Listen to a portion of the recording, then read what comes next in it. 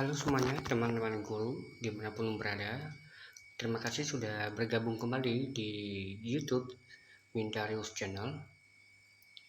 Pada video saya kali ini saya akan membahas beberapa soal yang dimana nanti prediksi soal ini akan keluar pada seleksi P3K tahap 2 ya, khusus formasi guru kelas SD.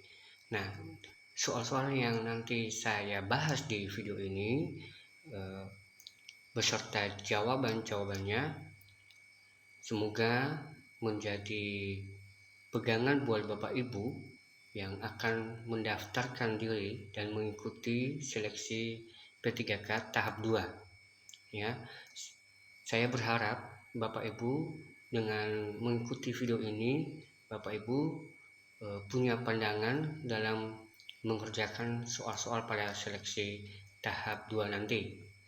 Nah, langsung saja Bapak Ibu kita bahas soal dalam video ini satu persatu. Silakan ditonton sampai selesai, dan sebelumnya jangan lupa untuk silakan like, silakan subscribe channel ini, silakan share sebanyak-banyaknya video ini sehingga Bapak Ibu yang mendaftar di P3K seleksi kedua nanti bisa menjawab setiap pertanyaan-pertanyaan yang ada di seleksi kedua. Mari kita bahas soal guru kelas SD.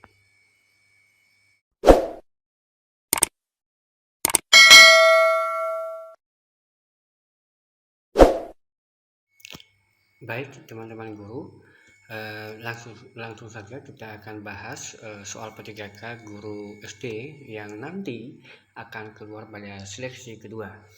Oke, kita bahas satu persatu. Soal nomor 1 yaitu alat yang memanfaatkan perubahan energi listrik menjadi gerak adalah kipas angin, pengering rambut, lampu, dinamo. Nah, yang dipertanyakan di sini adalah alat yang memanfaatkan perubahan energi listrik menjadi gerak. Nah, jawabannya di sini Bapak Ibu adalah kipas angin. Kalau yang lain adalah sesuai dengan pembahasan, maka tidak sesuai dengan energi listrik menjadi gerak. Nah, jawaban yang benar adalah bagian A. Oke, langsung saja kita pada jawab soal nomor 2. Neymar membeli 2 pensil dan 1 rautan dengan harga 15.000. Hari berikutnya ia membeli 1 pensil dan 2 rautan dengan harga 12.000, teman-teman. Nah, pertanyaannya, jika Neymar membeli 3 pensil, maka Neymar harus membayar seharga. Nah, kita lihat pembahasan di sini, teman-teman, bahwa jawabannya di sini adalah bagian D, yaitu 18.000. Ya, untuk 3 pensil Neymar harus membayar seharga 18.000. Bagian D.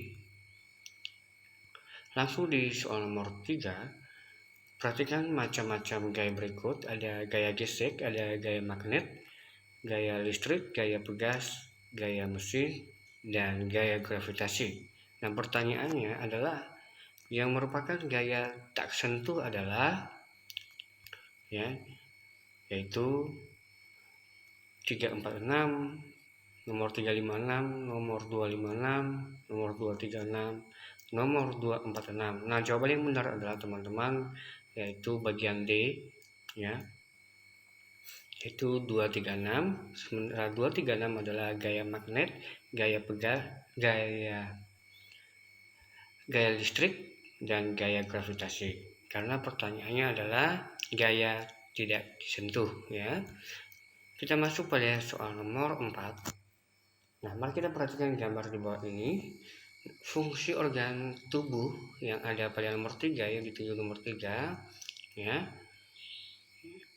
Kalau dilihat pilihan gandanya di sini adalah mengeluarkan enzim amilase untuk pencernaan, membantu pencernaan lemak dengan cairan empedu, tempat penyerapan sari makanan, tempat pembusukan sisa makanan. Bagian E, memompa darah ke seluruh tubuh. Nah, pembahasannya di sini teman-teman, sesuai dengan pembahasan, maka jawabannya adalah bagian C, yaitu tempat penyerapan sari makanan, yang dimana ditunjuk di gambar di atas adalah usus halus ya, usus halus bagian C. Nah, jika kita memperhatikan di soal nomor 5, ya, ada foto. Nah, pertanyaannya adalah gaya yang terjadi seperti pada gambar di atas. Nah, jawabannya adalah bagian D. Bagian D adalah gaya otot dan gaya gesek. Nah, Bapak Ibu, kenapa gaya otot dan gaya gesek? Karena dia menggunakan gaya otot, ya, otot manusia, dan gesek, ya, bendanya akan bergeser. Mari kita lihat soal nomor 6. Fungsi organ yang ditunjukkan oleh nomor 6 adalah, nah, jika kita melihat pada pilihan bagian A, yaitu memompa dalam sistem peredaran darah. Bagian B, menyaring zat berbahaya dari darah, menjaga kadar kolesterol dan glukosa dalam darah, berperan dalam difusi CO2 dan O2 pada proses pernapasan, menghasilkan enzim yang diperlukan untuk pencernaan, mengekspresikan urin ke ureter yang kemudian diteruskan keluar dari tubuh. Nah, pembahasannya di sini teman-teman, sesuai dengan pembahasan, jawabannya adalah bagian B, yaitu menyaring zat bahaya dari darah, menjaga kadar kolesterol dan glukosa. Jadi jawabannya B, ya. Mari kita masuk di soal nomor 7, Bapak Ibu.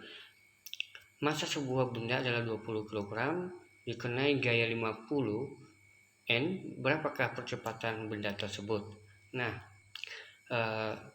kalau kita lihat pembahasan di sini, yaitu dengan rumus yang sudah disediakan, maka jawabannya adalah A, 2,5, ya. Kita masuk pada soal nomor 8. Dalam praktik pembelajaran olahraga, siswa berlari mengelilingi lapangan sebanyak 4 kali putaran sejauh 1.200 meter. Jika lapangan berbentuk persegi, berapa luas halaman tersebut? Nah, jika kita melihat pada pembahasannya, ya, maka jawabannya adalah jawaban C, teman-teman, ya, 5.625 meter persegi, ya. Jawaban C bisa dilihat pembahasan di sini rumusnya, ya. Jawabannya adalah bagian C. Nah, kita masuk pada soal nomor 9. Leo mengelilingi lapangan yang berbentuk persegi sebanyak 8 kali putaran. Luas lapangan adalah 6.400 meter persegi. Nah, pertanyaannya, berapa jauh Leo mengelilingi lapangan? Nah, kita lihat dari pembahasan dengan rumus yang sudah disediakan, maka jawabannya adalah bagian B, 2.560, teman-teman. Nah, Bapak Ibu bisa melihat pembahasannya melalui rumus yang sudah disediakan di sini, maka jawabannya adalah B, ya. Baik, kita masuk pada soal nomor 10. Kebudayaan Indonesia yang diakui UNESCO pada tahun 2010 adalah bagian A, angklung, bagian B, wayang kulit, bagian C, batik, bagian D, pencak silat, bagian E, pantun. Nah, Bapak Ibu, dalam pembahasan di soal nomor 10 ini, jika diurutkan menurut tahun, maka wayang kulit diakui UNESCO pada tahun 2003, sementara batik di tahun 2009. Angklung 2010, pencak silat 2019, dan pantun 2020. Nah, yang dipertanyakan tadi adalah yang diakui UNESCO pada tahun 2010, berarti yaitu angklung, alat musik, ya, alat musik angklung, jawabannya yaitu bagian A. Nah, itu tadi sebagian ada 10 soal yang kita bahas pada video ini, yang nanti akan keluar pada seleksi kedua P3K khusus guru kelas SD ya, khusus guru kelas SD. Nanti 10 soal ini nanti akan keluar teman-teman ya. Nah, Bapak Ibu guru SD, saya menyampaikan bahwa selamat belajar dan berjuang menjadi ASN P3K. Saran saya bahwa belajar soal P3K jangan hanya dari satu sumber, tetapi dari beberapa sumber, dari berbagai referensi. Nah, Bapak Ibu, dari pengalaman saya yang sudah pernah saya lalui, ketika mendapatkan soal-soal yang sulit, yang mungkin menurut Bapak Ibu sulit, maka jangan terburu-buru untuk menjawab ya. Silakan jawab soal-soal yang menurut Bapak Ibu bisa ya, yang menurut Bapak Ibu gampang. Jika sudah selesai mengerjakan soal-soal yang gampang, baru dikerjakan soal-soal yang mungkin tadi sulit ya. Jangan terburu-buru waktu. Nah, untuk soal-soal selama ini pada seleksi pertama ada keluhan teman-teman guru, yaitu pada soal cerita. Nah, panjang-panjang sekali soal ceritanya sehingga mereka menghabiskan waktu dalam membaca soal. Nah, teman-teman, saya sarankan dari pengalaman saya, jangan terlalu menghabiskan waktu untuk membaca soal teman-teman, namun silakan langsung pada pertanyaan ya. Jika Bapak Ibu sudah memahami pertanyaannya, bisa langsung dijawab. Jika belum paham dengan pertanyaannya, bisa membaca dengan sekilas jawaban soal-soalnya nanti ya. Bisa membaca soal dengan sekilas yang begitu panjang, sehingga teman-teman tidak menghabiskan waktu yang banyak dan masih ada sisa waktu untuk melihat soal-soal yang mungkin sulit. Nah, demikian video kali ini yang dimana membahas soal-soal P3K khusus guru kelas SD. Semoga video ini dapat bermanfaat buat Bapak Ibu guru kelas SD dalam menjalani seleksi P3K pada tahap kedua. Semoga bermanfaat dan saya berdoa semuanya akan lulus dan menjadi ASN P3K. Terima kasih.